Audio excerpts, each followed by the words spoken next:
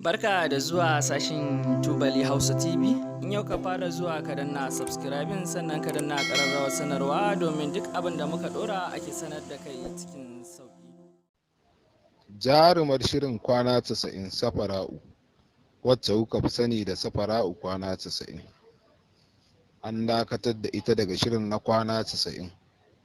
Ko menene dalilin da yasa aka dakatar da ita daga shirin na kwana 90?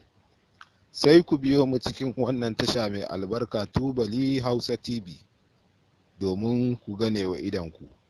Kadda ku manta ku danna subscribe sannan ku danna ƙararrawar sanarwa domin samun ƙayatattun shirye-shiryenmu cikin ƙanƙanin lokaci.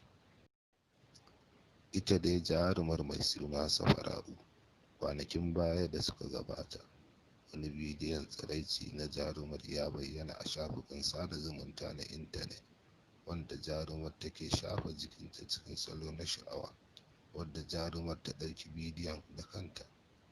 Wannan dalilin ya sa mutane suke ta cece-kuce. Allah ya kyauta, Allah ya shirya.